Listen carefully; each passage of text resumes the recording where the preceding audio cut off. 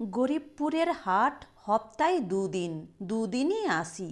গোপালনগরের বাজারে পানবিড়ি বিস্কুটের দোকান। রোজ দোকানে যা বিক্রি, হাটে এলে অনেক বেশি বিক্রি হয় তার চেয়ে। আশেপাশের কখানা গ্রামের হাটই করতে হয় এজন্যে। সন্ধ্যা হয়ে গেল। আমাদের গাঁয়ের গোপীনাথ বৈরাগী আছে, আর গোপালনগরের আলী নিকিরি, মধু জেলে। কিন্তু ওরা গোপালনগর স্টেশন পর্যন্ত আমার সঙ্গে যাবে, বাকিটা যেতে হবে আমাকে একলা। নিতান্ত ভীতু নই, তাই ওই বনবাদারের মধ্য দিয়ে একলা যেতে পারবো। আমি পান বিড়ি বিস্কুট বড় থলের মধ্যে পুরে বললাম, চলো, সন্ধে হয়ে গেল যে, শীতও পড়েছে আজ বড্ড। আলী নিকিরি বললে, রও গো রও, তবিল বেঁধে নি, শীত পড়েছে বটে। তারপর আমরা তিনজনে রেল রাস্তায় উঠলাম। রেল লাইনের পাশে সরু পায়ে চলার পথ, কিন্তু আমরা সবাই যাচ্ছি একখানা স্লিপার থেকে আর একখানা স্লিপারে পা দিয়ে ডিঙ্গিয়ে ডিঙ্গিয়ে। গরিবপুর স্টেশন ছাড়িয়ে লাইনের দুধারে মাঠ আর বন, নির্জন জায়গা, লোকজনের বসতি নেই। 6 মাইল দূরে গোপালনগর স্টেশন। 6 মাইলের মধ্যে লাইনের বাঁ পাশে কেবল একখানা চাষা গাঁ আছে, মেহেরপুর। তার 8 মাইল পরেই গোপালনগর স্টেশন। সুতরাং অনেকখানি রাস্তা যেতে হবে হেঁটে এই অন্ধকারে। বেশ মজা লাগছে তিনজনে গল্প করতে করতে যাচ্ছি বলে। আলী বললে, কত বিক্রি হলো গো? 7 টাকা 5 আনা।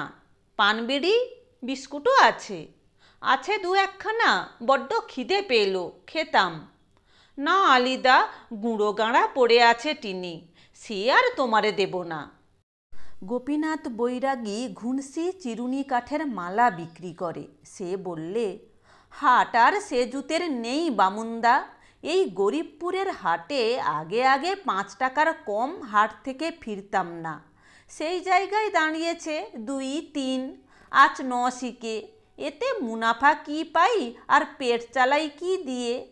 3.5 টাকা সর্ষের তেলের সের। পয়সা লড়ছে আলী ভাই। আলী বললে, কি আর লোটলাম, মনসুর বনগার বাজারে বসে 1 ডালা খয়রা আর 1 ডালা পুবে চিংড়ি, রোজ 17 টাকা 18 টাকা মুনাফা। আমার সেই জায়গায় 7-8, বড্ড জোর নয়। উফ রে, মুনাফা বড্ড হলো, আমরা তো ধারণা করতে পারি নে। পারবা কি করে? ঘুনসি কাঠের মালা কজন লোক কিনবে? ও না হলেও লোকের চলে যাবে, কিন্তু মাছ না খেলি মুখে ভাত উঠবে কি দিয়ে সেটা বোঝো। এই শীতি মাছ না খেলে মানুষ বাঁচে? হঠাৎ আমি বলে উঠলাম, চুপ চুপ, ওই শোনো। সবাই দাঁড়িয়ে গেলাম। অন্ধকার ঘন হয়ে উঠেছে চারিপাশে। সামনে একটা রেলের ছোট সাঁকো, তার দুদিকে জলাভূমি, জলার ধারে জঙ্গল, বেজায় ঘন। সেই জঙ্গলের মধ্যে একটু দূরে ফেউ ডাকছে। কদিন ধরে আমাদের এ অঞ্চলে বাঘের উপদ্রব হয়েছে। প্রায়ই এ গ্রাম ও গ্রামে গরু ছাগল ধরে নিয়ে যায়, সামনে পড়লে মানুষকে কি আর ছাড়ে? আলী সভয়ে বলল, কোথায়? রেলের পুলের ধারে জঙ্গলে। দাঁড়াও সব। গোপেশ্বর এগিয়ে এসে বললে, চলো চলো, ও কিছু নয়, এতগুলো লোককে বাঘ ধরছে না, চলো। বাঘের জলা পার হয়ে আমরা এগিয়ে গেলাম। মধু জেলে ছেলে মানুষ, তার ভয় হয়েছে। সে বললে, রায় কাকাবাবু, মোরে মাঝখানে করে নাও। আমি ধমক দিয়ে বললাম, নে আজকান, 20 বছরের ধাড়ির ভয় দেখো, শীতকালে ফি বছর বাঘ আসে, জানো না? মধু বললে, না, পায়ে পড়ি মোরে, একটু মাঝখানে নেন, মোর গা ডোল দিয়ে উঠেছে, এই দেখুন হয় না হয়। এত ভয় তোর, হাট করতেই আসিস কেন? মার আঁচল ধরে বসে থাকগে। কথাটা বললে আলী নিকিরি। মধুকে মাঝেই নেওয়া হলো সবার কথায়। মধুর ভয় তখনও যায়নি। বললে, রাত্রি 6টা পয়সা বাঁচাবার জন্যে এলগাড়িতে না গিয়ে হেঁটে এলেন সবাই, কিন্তু ভালো কাজ করলেন না। আজ মঙ্গলবার, অমাবস্যে, সেবার মুই আলেয়া ভূত দেখলাম চাত্রাবাগির বিলি। আলী বললে, বিলির জলে? না গো, বিলির জলের ধারে জ্বলছে নিপছে, জ্বলছে নিপছে। গোপেশ্বর বললে, যাগ্গে রাত্রির কালে ওই সব, রাম রাম রাম রাম রাম। আমি অতি কষ্টে হাসি চেপে রেখেছি। এ দলের মধ্যে সাহসী আলী নিকিরি, তারপরেই আমি। ভূতটুতের ধার ধারি নে। মধু ছেলে মানুষ, ওর না হয় ভয় হওয়া সম্ভব, কিন্তু গোপেশ্বর বৈষ্ণব আধবুড়ো লোক, ওরও ভয়? হাসি পায় বই কি। এর পরে নানা রকম ভূতের গল্প উঠল। জলার মধ্যে নক্ষত্র জ্বলছে, কাশবনে শেয়াল ডাকছে, শ্যামলতার সাদা ফুল অন্ধকারে দেখা যাচ্ছে ঝোপে ঝোপে, মিষ্টি গন্ধ বেরুচ্ছে, ঝিঝি ডাকছে পায়ের তলায় ঘাস বনে। আলী নিকিরি মাছের ব্যবসার গল্প করছে। এবার ও 5 পোতার বিল জমা নেবে। 80খানা কোমরে আছে, এক এক কোমরে 2 মণ মাছ হবে। গোপেশ্বর জিজ্ঞেস করলে, কোমর যে পেতেছিল সে মাছ তোলেনি তা থেকে? আলী বললে, কি করে ধরতে পারবে? অত জলে আর কচুরিপানার দামে বোঝাই বিলির মধ্যে মাছ? অত সোজা না মাছ ধরা। গোপালনগর স্টেশন এলো। ওরা রেলের বেড়া টপকে অন্য রাস্তায় চলে গেল। আমি এবার একা। স্টেশন ছাড়িয়ে দুধারে জঙ্গল বড্ড ঘন।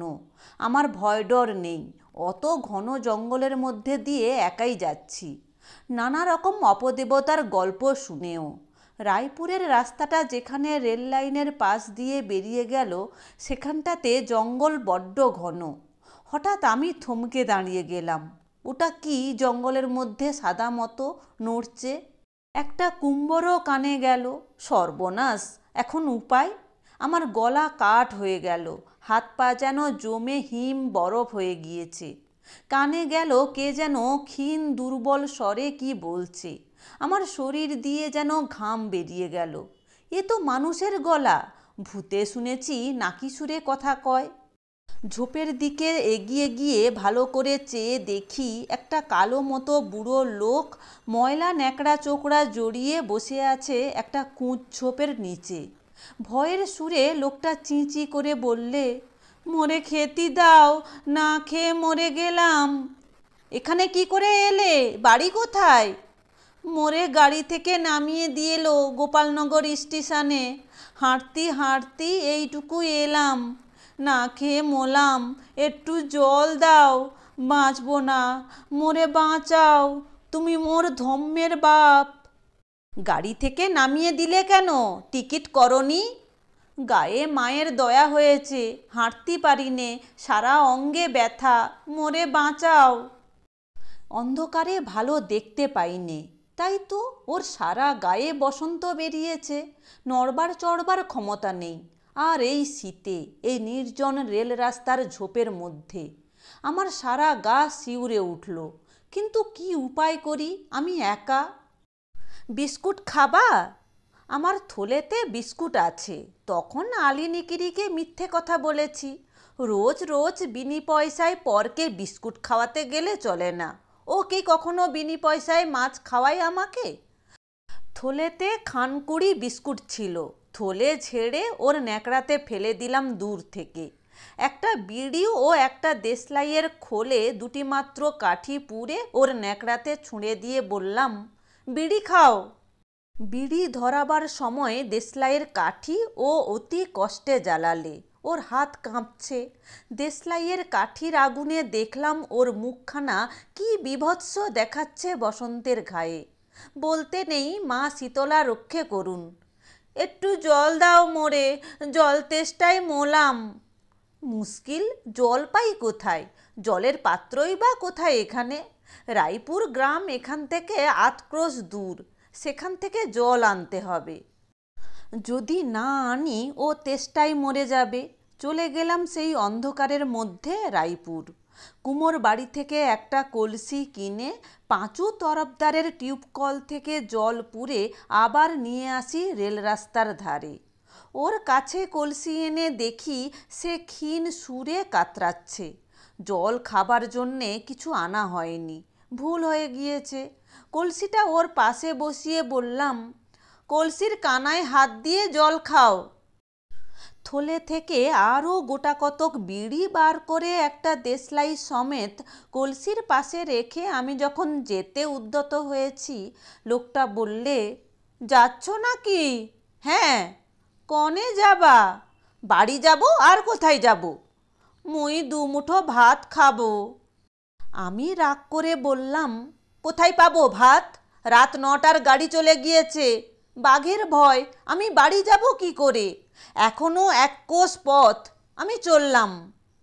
শোনো, ওগো শোনো, মোর কাছে বসবা না? আমার কাজকর্ম নেই তো, বসি তোমার কাছে এখন। কি ঝগমারি যে আজ আমি করিছি, এরপর থেকে আর কোন শালা? লোকটা কাঁপতে কাঁপতে বললে, মোর বড্ড শীত নেগেছে।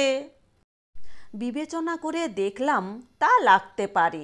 আমারই হাড় কাঁপিয়ে দিচ্ছে কনকনে উত্তরে কলাই ওড়ানো হাওয়ায়। আগুন করে দিই শুকনো ডালপালা দিয়ে ওর কাছ থেকে একটু দূরে। এবার চলে যাব, ওর কোনো কথা এবার শুনবো না। ও কিন্তু আবার গেঙ্গিয়ে গেঙ্গিয়ে বললে, মোর কাছে একটু বসবা না? ওর চোখে অসহায় মিনতি। না, বাড়ি যেতে পারলাম না। এখন ভাবলে অবাক হয়ে যাই, সেই হিম পড়া কনকনে রাতে বাড়ি ফেরার কথা ভুলেই গেলাম। বসে রইলাম সারা রাত সেই আগুনের কাছে। বসে থাকতে থাকতে কখন ঘুমিয়ে পড়েছিলাম। ভোর রাতেই লোকটা মারা গিয়েছিল, তা আমি জানি নে। তখনও আমি আগুনের পাশে ঘুমোচ্ছি।